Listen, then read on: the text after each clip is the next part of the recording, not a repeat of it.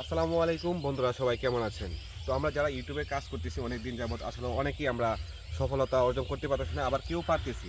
হয়তো আমাদের কোনো না কোনো ব্যর্থতা আছে, এই ব্যর্থতার কারণে হয়তো আমরা এখান থেকে সফলতা হতে পারতেছি না। তো যাই হোক, পরিশেষে যে আমি যে গ্রামে বাস করি সেই গ্রামের কিছু আপনাদের দৃশ্য আপনাদেরকে আসলে দেখাবো।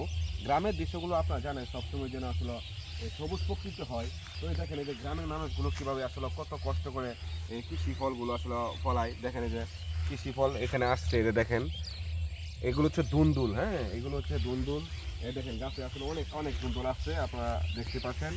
তো আসলে গ্রামের যে সবুজ প্রকৃতি অনেক ভালো লাগে আমাদের কাছে। আসলে খুবই সত্যি, আমরা যারা গ্রামে থাকি তাদের কাছে আসলে গ্রামটা অনেক ভালো।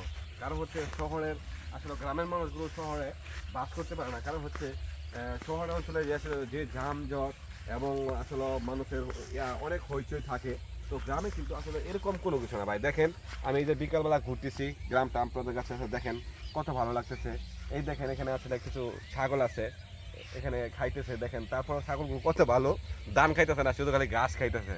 ঠিক আছে, আসলে এই গ্রামের এই প্রকৃতিগুলো আপনারা কখনো শহরে পাবেন না। শহরের মানুষগুলো আসলে মানে তারা টাকা আছে বা ভালোবাসায় থাকতে পারে, হয়তো তাদের কাছে কিন্তু সুখ নাই। কিন্তু আমাদের গ্রামের টিনের ঘর হলেও আমাদের সুখ আছে এবং শান্তি আছে। কারণ হচ্ছে গ্রামের সব কিছুর বাতাস, আলো বাতাস সব কিছু কিন্তু আমরা প্রতিদিনই আমরা পাইতেছি। এবং গ্রামের মানুষগুলো কিন্তু আপনারা জানেন যে আসলে অসুস্থ খুব কম হয়। কারণ হচ্ছে তারা সবসময় খোলা মাঠে থাকে এবং এরকম সবুজ প্রকৃতি তারা বাস করে।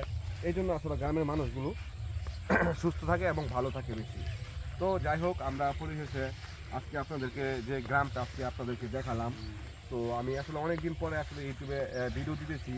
তা আমাদের এই গ্রামের পরিবেশগুলো এবং এইগুলো দৃশ্যগুলো যদি আপনাদের কাছে আসলে কেমন লাগলো, আপনাদের কাছে যদি আসলে ভালো লেগে থাকে তাহলে অবশ্যই আমার এই চ্যানেলটা আপনারা সাবস্ক্রাইব করে দেবেন।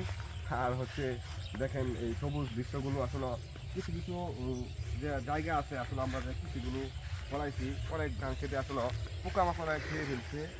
কারণ হচ্ছে এই ধানগুলো দেখে নষ্ট হয়ে যাচ্ছে, আবার এটা ধানগুলো অনেক ভালো আছে। তো যাই হোক, পরিশেষে আপনারা সবাই ভালো থাকবেন। আজকে যদি আমার এই ভিডিওটা ভালো লেগে থাকে তাহলে আপনারা দেখবেন।